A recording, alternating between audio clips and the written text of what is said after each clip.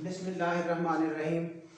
इस वक्त जो करंट लेक्चर है लेक्चर नंबर 8, ये असल में मिक्सचर है लेक्चर नंबर 5, 6 और 7 का। जो बातें वहाँ पर किसी भी स्टेज पे बच्चे के लिए टेंशनेबल हैं या डिस्टर्ब कर रही हैं या अंडरस्टैंडिंग नहीं बना रही, सो कम टू द पॉइंट, यानी कि उनको पढ़ के ये क्लियर कर लें, फिर उनको रिवाइज कर लें। That's all. A1 सारा कुछ मिलेगा। हाँ जी, बात हो रही थी डेल ऑपरेटर की, यानी कि ना ये वेक्टर है ना ये स्केलर है। कितनी दफा ये हो चुकी बात थ्रू आउट 3 लेक्चर्स। अभी भी जिसको नहीं समझ लगी तो अब देखिए कैसे ये ना वेक्टर है ना ये स्केलर है। It is operator.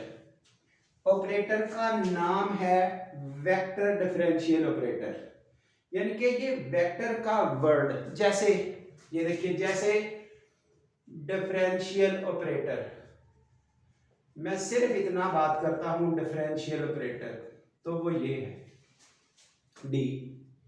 Derivative operator with respect to X ये है। इंटीग्रल ऑपरेटर ये नहीं, इंटीग्रल ऑपरेटर ये है। इनका कुछ ना कुछ तो सिंबॉलिकल लैंग्वेज या एग्जिस्ट करता है ना। तो इस तरह से जो ये डिफरेंशियल ऑपरेटर है, इसको वेक्टर डिफरेंशियल ऑपरेटर का नाम क्यों दिया? क्योंकि इसमें वेक्टर वाली वैल्यूज एंगेज हो रही हैं आई, जे और के, जो उसकी रिप्रेजेंटेशन है। ये देखिए आई, जे, के, ये पार्शियल डेरिवेटिव्स के साथ, वो आई जे के शुरू में लिख लें, कोई मसला नहीं, कांस्टेंट नंबर से तरतीब बदलने से वो मैटर नहीं करेगा। तो अब समझ आ जानी चाहिए कि ये वेक्टर डिफरेंशियल ऑपरेटर नाम है। इसके अलावा जो वेक्टर है या स्केलर है वो एक फिजिकल क्वांटिटी होती है। फिजिकल क्वांटिटी मींस ये मार्कर है, एक फिजिकल क्वांटिटी है। किसी चीज का वेट है, वो एक फिजिकल क्वांटिटी एग्जिस्ट करती है, उसकी डायरेक्शन होगी। वेलोसिटी है, कहीं पे तो बॉडी की वेलोसिटी फिजिकली एग्जिस्ट करेगी कि किसी की कितनी स्पीड है, किस रेशो से वो जा रहा है। ठीक है, ये मैं समझा रहा हूं कि फिजिकल का मीनिंग क्या है। इसी तरह आप कोई और से मैस है, इतने केजी, वीट है, वाटर है, ऑयल है, इतने लीटर्स, तो that is physical quantity. Definition ही उसकी ये है स्केलर और वेक्टर की, those physical quantities which can be specified by a number along with suitable unit। ये हो गया स्केलर, और जिसके साथ suitable unit के साथ साथ डायरेक्शन की भी जरूरत है वो हो गया वेक्टर। लेकिन टर्म जो फिजिकल क्वांटिटी है, जो फिजिकल क्वांटिटी है, वो टर्म आप इग्नोर नहीं कर सकते किसी भी वेक्टर या स्केलर के लिए, क्योंकि ये फिजिकल क्वांटिटी नहीं है, ये एक ऑपरेटर है इस तरह का जो खुद से किसी और चीज पर एक्ट करके आगे वर्किंग करता है। इसलिए ये ना स्केलर है ना ये वेक्टर है। अब देखिए, ये जब किसी ऐसे नंबर पर एक्ट करता है तो आंसर 0। ये जब इस तरह के नंबर पर एक्ट करता है तो ये सॉल्यूशन मिलता है। ये मिल ही रहे हैं सॉल्यूशंस। जब भी ये डेरिवेटिव का ऑपरेटर आगे आने वाली किसी स्टेटमेंट पर एक्ट करता है तो लाइक दिस ये डेल भी ऑपरेट करेगा, आगे आने वाली किसी चीज पर एक्ट करके उसका कुछ ना कुछ बनाएगा। अब इसका एक्शन क्राइटेरिया क्या है, ये हमारा बड़ा मसला है। एक्शन क्राइटेरिया, 3 नाम चल रहे हैं। एक नेम है ये डाइवर्जेंस ग्रेडियंट, दूसरा नेम है डाइवर्जेंस, तीसरा नेम है कर्ल। जो ग्रेडियंट है वो अप्लाई होगा स्केलर फंक्शन पर, स्ट्रेट फॉरवर्ड उसने स्केलर फंक्शन पर अप्लाई होना है। ये स्केलर फंक्शन, पॉइंट फंक्शन क्या है वो आप शुरू वाले लेक्चर नंबर 5 में वहां से ये नोट करें, सारा कुछ पता चल जाएगा। ग्रेडियंट स्केलर फंक्शन पर अप्लाई करेगा, जबकि डाइवर्जेंस और कर्ल दोनों में वेक्टर क्वांटिटीज पर इसने अप्लाई करना है। डेल ने ग्रेडियंट में स्केलर पर अप्लाई होगा, जबकि डाइवर्जेंस और कर्ल दोनों में ये वेक्टर पर अप्लाई होगा। रीजन इसकी क्या है ये देखिए, इधर लिख दिया ना डेल फाई आर या डेल फाई, इसको ग्रेडियंट ऑफ फाई बोलते हैं। ये तो हो गई डेफिनेशन। डेल डॉट एफ, ये ऊपर बता दिया ना, ये एफ वेक्टर फंक्शन है, इधर भी एफ वेक्टर फंक्शन है, इधर फाई स्केलर फंक्शन है। इसमें एक्ट ही स्केलर पे करना है इसलिए स्केलर फंक्शन लिखा। उसके बाद ये डेफिनेशंस देख लें। डेल फाई या डेला फाई आर, इसको डेफिनेशन वाइज बोलते हैं ग्रेडियंट ऑफ फाई, इसको बोलते हैं डाइवर्जेंस ऑफ एफ, इसको बोलते हैं कर्ल ऑफ एफ। जैसे डेल डॉट एफ हल किया, किस तरह हल किया, यानी कि अब इसके कंपोनेंट ये हैं आई जे के, इसका आई कंपोनेंट इस एफ के आई कंपोनेंट से मल्टीप्लाई हुआ, ये देखिए ये इसका आई कंपोनेंट इसके आई कंपोनेंट से मल्टीप्लाई हुआ, इसका जे कंपोनेंट इसके जे कंपोनेंट से मल्टीप्लाई हुआ, इसका के कंपोनेंट इसके के कंपोनेंट से मल्टीप्लाई हुआ। तो कंपोनेंट वाइज प्रोडक्ट जैसे आम वेक्टर में लिया जाता है, दो वेक्टरों का डॉट प्रोडक्ट जैसे लिया जाता है, क्योंकि इसमें वो प्रॉपर्टीज मौजूद हैं, आई जे के एग्जिस्ट कर रहे हैं, इसीलिए तो वेक्टर ऑपरेटर है नाम इसका। तो उनकी वजह से वो उस तरह का बिहेव कर रहा है कि वर्क वाइज इशू नहीं है, वर्किंग करते हुए आप उस तरह वेक्टर वाले हिसाब से काम कर ले, डील कर ले। इसका मतलब ये तो नहीं हुआ कि ये वेक्टर बन गया, ये एक ऑपरेटर था जो एफ वेक्टर पर अप्लाई हुआ वाया डॉट प्रोडक्ट। हाँ जी, इधर बिल्कुल उसी तरह से ये एक वेक्टर ऑपरेटर है जो एक वेक्टर पर अप्लाई हुआ via cross product. No doubt दो वेक्टर्स का क्रॉस प्रोडक्ट इसी तरीके से ही हल किया जाता है। तो अगर यहां इस तरीके से हल हो गया, फिर इसमें कौन सी क़यामत आ गई है कि ये एक वेक्टर ऑपरेटर है, ये इस वेक्टर पर वाया क्रॉस प्रोडक्ट एक्ट कर रहा है। तो जो क्रॉस प्रोडक्ट का फार्मूला वही यूज होना है जिस तरह से यूजेबल है, तो वो 3/3 का एक डिटर्मिनेंट है, उसको हल करेंगे। जैसे डॉट प्रोडक्ट हल होके एक स्केलर क्वांटिटी बनती है, क्रॉस प्रोडक्ट हल होके एक वेक्टर क्वांटिटी बनती है। डॉट प्रोडक्ट हल होके स्केलर बनता है, क्रॉस प्रोडक्ट हल होके वेक्टर बनता है। तो उसी तरह क्रॉस प्रोडक्ट हल होके वेक्टर बना, डॉट प्रोडक्ट हल होके स्केलर बना। ये यहां तक की आपके सामने सेटिंग हो चुकी।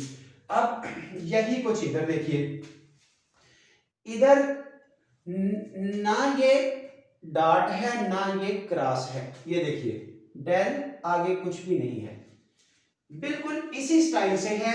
ए डॉट बी बात समझ आई, ए क्रॉस बी बात समझ आई। तो ये क्या है, ये तो कोई बात नहीं है क्योंकि इसमें वो वेक्टर वाली आई जे के मौजूद है, इसलिए इनको डील कैसे किया जाएगा, इसलिए ये पॉसिबल नहीं है। बाहर ये डेल होगा तो आगे स्केलर ही आ सकता है। अगर यहाँ डॉट या क्रॉस आना होगा तो आगे वेक्टर आएगा जो इन दोनों में है। अगर यहाँ कुछ भी नहीं है, खाली जगह है, जस्ट ऐसे अटैचमेंट करनी है, तो आगे स्केलर ही हो सकता है, इसलिए ये स्केलर पॉइंट फंक्शन पर वर्किंग हो रही है। अब इस जैसे इनका डॉट इनका क्रॉस नॉर्मल तरीके से बच्चे को समझ आ गया क्योंकि उनकी प्रैक्टिस ऑलरेडी है डॉट क्रॉस की।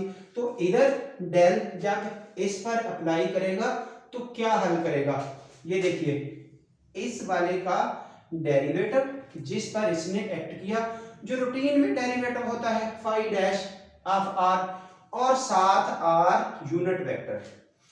ये आर यूनिट वेक्टर को लिखने का ये स्टाइल भी हो सकता है, unit vector can be written as vector over magnitude, लेकिन ये आर अब क्या है, ये आपके पास इस तरह का आर है। सो जब भी आपने इधर आर अप्लाई करना है तो इस तरह का, जब आपने इधर आर अप्लाई करना है तो ऊपर वाला, क्योंकि आगे वेक्टर यूज होना है। हाँ जी, ये देखिए डेल ऑफ आर, कैसे आर यूनिट वेक्टर बना, बिल्कुल इस फार्मूला से। देखिए del of phi R, del जिस पर एक्ट करेगा जो आप क्या बनाएगा उसका डेरिवेटिव, तो ले तो इसका derivative with respect to R, और साथ आप लिखेंगे आर यूनिट वेक्टर इस तरह से। ये कितना हुआ, ये 1 D R by D R, जब एक जैसे हैं तो बाकी आर यूनिट वेक्टर ही बचा, वही कुछ हो रहा है।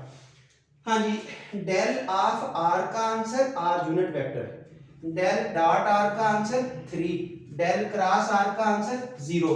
पिछले लेक्चर्स में हल करके दिखाया हुआ है, उनके रेलेवेंट लेक्चर्स में, अलग अलग तीनों का एक एक लेक्चर है, उसमें ये चीजें सॉल्व करके दिखाई गई हैं। हाँ जी, डेल फाई 0 अगर आए तो फिर उस वक्त ये फाई एक कांस्टेंट नंबर होता है। डेल फाई जब 0 वेक्टर आए तो ये कांस्टेंट नंबर होता है। अब देखिए कांस्टेंट नंबर का डेरिवेटिव या डेल 0 आएगा, इधर देखिए जब डेल ऑफ, ये इससे अटैच करें जरा, डेल ऑफ फाई अगर 0 आए तो फाई कांस्टेंट है, अगर डेल डॉट एफ 0 आए तो एफ वेक्टर सोलेनोइडल वेक्टर है, अगर डेल क्रॉस एफ 0 आए तो फिर उसको एफ वेक्टर को इररोटेशनल वेक्टर कहते हैं, एफ वेक्टर को इररोटेशनल।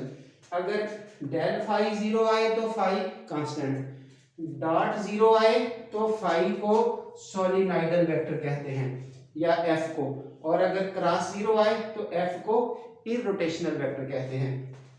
उसके बाद ये आ रही है del dot del is equal to del square, इसको लैप्लासियन ऑपरेटर कहते हैं, और अगर del square phi equal to 0 लिखा जाए तो इसको लैप्लास इक्वेशन कहते हैं, जिसके बहुत ज़्यादा यूजेस हैं इन अप्लाइड मैथमेटिक्स।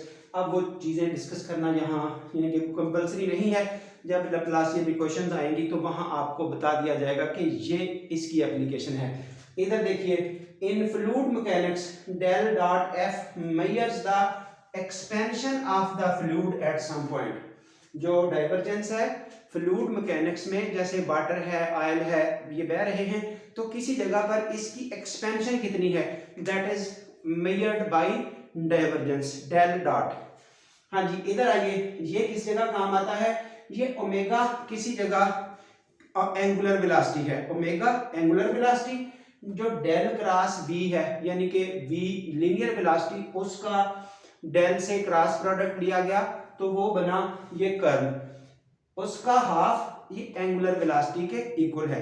तो ये हमें अब किस तरफ इंडिकेशन लेके जा रही है कि अगर हम ये कर्ल किसी जगह पे कैलकुलेट करते हैं तो वहां से ये ट्विस्टिंग का अंदाजा हो जाता है, ट्विस्टिंग की मेजरमेंट हो जाती है इन फ्लूइड मैकेनिक्स। जिस तरह से आम पानी आप देख रहे हैं वो घूम रहा होता है, तो ये नीचे वही लिखा हुआ है फ्लूइड मैकेनिक्स में, इसको डेल क्रॉस वी को वोर्टिसिटी वेक्टर कहते हैं, जो मेजर करता है डिग्री ऑफ स्वेल्स। चलिए जी, उसके बाद एक चीज ये थी, ये आखिरी हो गई, ये फार्मूला थोड़ा सा समझना था, ये इधर भी लिखा हुआ है, ये पैरेलल लिखे हुए हैं, जस्ट फार्मूले समझने के लिए आपको थोड़ा सा मजीद बताया जा रहा है।